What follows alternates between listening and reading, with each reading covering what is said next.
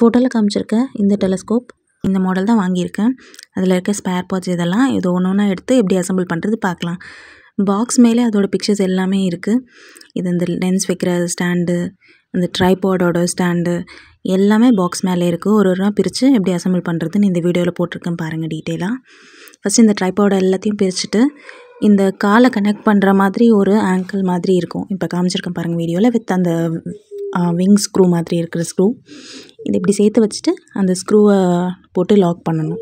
இது மாதிரி 3 காலுக்கும் பண்ணணும். இது வந்து இந்த ட்ரைபாடோட மிடில் வர ஸ்டாண்டு. இன்னும் டாப் போர்ஷனை 3த்தையும் ஒன்று சேர்க்குற மாதிரி ஒரு யூ கிளாம்ப் இருக்கும். அந்த யூ கிளாம்பும் அடுத்தது கனெக்ட் பண்ணலாம். ஃபஸ்ட்டு இந்த ஸ்க்ரூ பாருங்கள். இது ஒரு மாதிரி பிளெயின் நட் அண்ட் ஸ்க்ரூ. இங்கே கீழே போடுற ஸ்க்ரூ எல்லாம் பிளெயின் நட் அண்ட் ஸ்க்ரூ. உங்களுக்கு பார்த்தாலே தெரியும்னு நினைக்கிறேன் வீடியோவில். இதெல்லாம் டைட் பண்ணதுக்கப்புறம் மேலே இந்த 3த்தையும் சேர்த்து போடுறதுக்கு தான் அந்த யூ மாதிரி இருக்க ஹோல்டர் கைண்ட் ஆஃப் ஸ்டாண்டு. இந்த ஸ்டாண்டை எல்லாத்தையும் இந்த கார்னரில் வச்சு இந்த விங் மாதிரி இருக்க ஸ்க்ரூ போட்டு நட் போட்டு கனெக்ட் பண்ணணும். இந்த ஹோல்டர்லேயே வந்து ஒரு இது இருக்குது, லைக் அந்த நட்டோட பாகம் மாதிரி ஒரு பக்கம் இருக்கும். ஸோ அது கரெக்டாக பொருந்துற மாதிரி ஒரு சைடில் போட்டுருன்னா அது உள்ளே அழுந்திடும். நான் ஃபஸ்ட்டு போடும்போது அதை கொஞ்சம் ஒழுங்காக போடாமல் இருந்திருப்பேன். செகண்ட் டைம் போடும்போது அதை கழட்டிட்டு மறுபடியும் நான் இன்னொரு டைம் டைட் பண்ணியிருப்பேன் இந்த வீடியோவில் கூட. இந்த மாதிரி 3த்தையும் இது சேர்த்து அட்டாச் பண்ணணும். என்னடா இவ்வளோ சின்னதாக இருக்கேன்னு பார்க்காதீங்க. இந்த கால் வந்து இன்னும் எக்ஸ்டெண்ட் ஆகும். இப்போ பாருங்கள், நான் டைட் பண்ணதும் அந்த நெட்டோட ஹெட்டு வந்து உள்ளே போய் பொருந்திருச்சு. இந்த மாதிரி டைட் பண்ணணும். ஃபஸ்ட்டு நான் டைட் பண்ணும்போது கொஞ்சம் மேலேயே இருந்தது. இப்போ பொருந்திருச்சுன்னா அது வெளியில் தெரியாது. கரெக்டாக டைட் பண்ணிங்கன்னா அது ஃப்ளாட் சர்ஃபேஸ் மாதிரி இருக்கும். இந்த கை காமிச்சிருக்கிற இடத்துல வந்து இந்த ரீல் வைக்கிற மாதிரி இருக்குல்ல, இந்த ஸ்லாப் வரும். இதில் லென்ஸ் எல்லாம் அடுக்கி வச்சுக்கலாம். அண்ட் இங்கே காலில் இருக்க நட்டை லூஸ் பண்ணிங்கன்னா அது எக்ஸ்டெண்ட் ஆகும். நம்ம எவ்வளோ ஹைட் வேணுமோ அதுக்கேற்ற மாதிரி அட்ஜஸ்ட்மெண்ட் பண்ணிக்கலாம் இதிலே. ஸோ இப்போ மேலே நம்ம லாஸ்ட் பொருத்த வேண்டியது வந்து டெலஸ்கோப் தான். இந்த டெலஸ்கோப்புக்கு மெயினான லென்ஸு இந்த செப்பரேட் பாக்ஸில் இருக்குது. இந்த பாக்ஸ் ஓப்பன் பண்ணி அந்த லென்ஸை வந்து எந்த டைரெக்ஷனில் வைக்கணுன்றது தான் ரொம்ப முக்கியம். லைக் அந்த நட்டு ஒரு சைடில் இருக்குது, இன்னொரு சைடில் நட்டு இல்லை. அதை பார்த்தாலே உங்களுக்கு தெரியும். அந்த நட்டு இருக்கிற சைடு வந்து நீங்கள் அந்த ஏதாவது ஃபோக்கஸ் பண்ணுறீங்க, அது கரெக்டாக பிடிச்சதுக்கப்புறமா அது ஃபோக்கஸ் பண்ணதுக்கப்புறமா அதோட டிரெக்ஷனில் அது எர்த் ரொட்டேஷன் மூவ் ஆகும்போது அதை நம்ம ஃபாலோ பண்ணுறதுக்கு ஈஸியாக இருக்க மாதிரி சைடில் ஒரு ராடு கனெக்ட் பண்ணுவோம். அந்த ராட் கனெக்ட் பண்ணுறதுக்கு ஏற்ற மாதிரி நீங்கள் வந்து இந்த டெலஸ்கோப்பை செட் பண்ணிக்கணும். இன்றைக்கி நான் இங்கே செட் பண்ணி காமிக்கிறேன் பாருங்கள். அந்த நட்டு இருக்க டைரெக்ஷன்லேயே அந்த இன்னொரு நட்டு இருக்கிற பார்ட் வந்து வரணும். நான் காமிச்சிருக்க அந்த ரிங் நட் மாதிரி ஒன்று இருக்குது பாருங்கள் ஃபோட்டோவில். அந்த ஸ்க்ரூ மாதிரி எல்லாமே இதில் நிறைய ஸ்க்ரூஸ் இருக்கும்.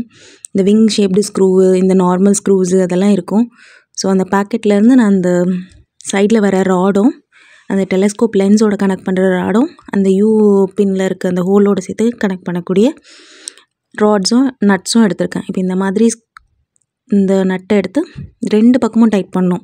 நீங்கள் கிளாக்வைஸ் 2 பக்கமும் டைட் பண்ணால் மட்டும்தான் இது கரெக்டாக ஃபிக்ஸ் ஆகும். நீங்கள் ஒரு பக்கம் டைட் பண்ணிவிட்டு விட்டிங்கன்னா உங்களால் அது நிற்காது ஒழுங்காக. இதுதான் மெயின் பார்ட் ஆஃப் த டெலஸ்கோப்பும் கூட.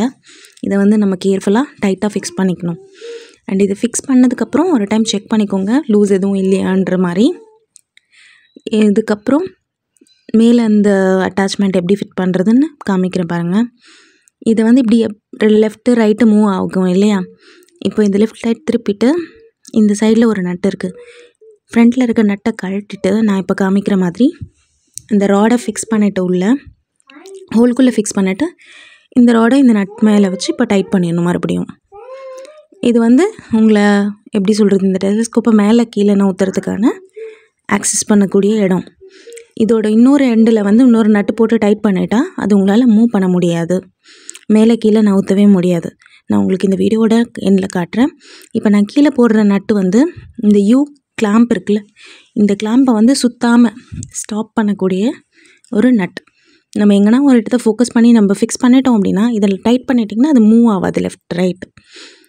அந்த சைடில் இருக்க ராடு மேலே கீழே போகிறதுக்கு, இந்த கீழே இருக்க நட்டு வந்து லெஃப்ட் ரைட் போகிறதுக்கு.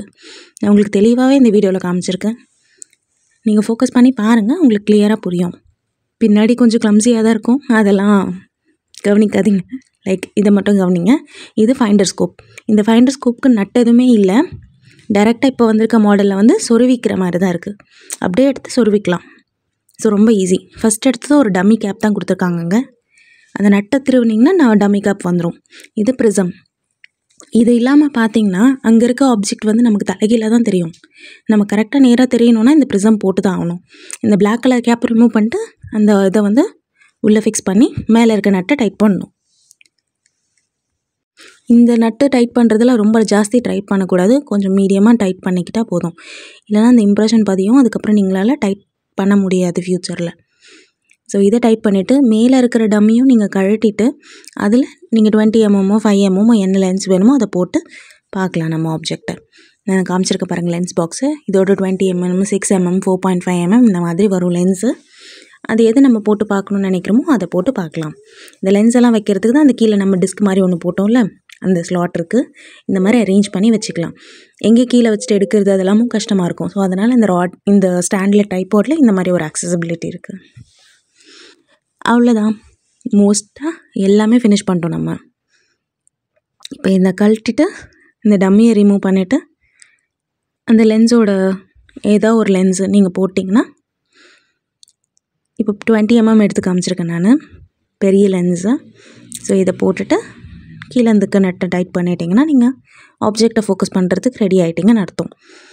இன்னொரு முக்கியமான விஷயம் மறந்துடக்கூடாது. அது என்னதுன்னா, லென்ஸ் முன்னாடி ஒரு கவர் இருக்குது, பிளாக் கலர் கவர் கேப் மாதிரி இருக்கும். அந்த கவரும் நீங்கள் ரிமூவ் பண்ணிட்டீங்கன்னா தான் உங்களால் பார்க்க முடியும். அதை ரிமூவ் பண்ணாமல் ரொம்ப ஃபோக்கஸ் பண்ணாதீங்க. ஃபஸ்ட்டு எடுத்ததும் இதெல்லாம் நம்ம மறந்துடுவோம், தெரியாது. ஸோ அதுக்காக சொல்கிறேன், இதை நீங்கள் ஓப்பன் பண்ணிவிட்டு நீங்கள் ஆப்ஜெக்ட் ஃபோக்கஸ் பண்ணலாம். டெலஸ்கோப்பை பொறுத்த வரைக்கும் எப்பயும் லாங் டிஸ்டன்ஸாக ஃபோக்கஸ் பண்ணணும். பக்கத்தில் இருக்க டிஸ்டன்ஸை நீங்கள் ஃபோக்கஸ் பண்ணிங்கன்னா உங்களால் கண்டிப்பாக பார்க்கவே முடியாது. கீழே இருக்க நட்டை லூஸ் பண்ணிட்டா இந்த கீழே இருக்க யூ கிளாம்பு ஈஸியாக மூவ் ஆகும் லெஃப்ட் ரைட்டுக்கு. இது இந்த சைடில் இருக்கிறத லூஸ் பண்ணால் மேலே கீழே இப்படி நவுத்திக்க முடியும். இது 2 விஷயம் வந்து ஞாபகம் வச்சுக்கோங்க. ஒரு ஆப்ஜெக்ட் ஃபோக்கஸ் பண்ணதும் நவரக்கூடாது, அதுக்கேற்ற மாதிரி டைப் பண்ணிக்கோங்க. டவுட் இருந்தால் கமெண்ட் பண்ணுங்கள், கிளியர் பண்ணுறேன்.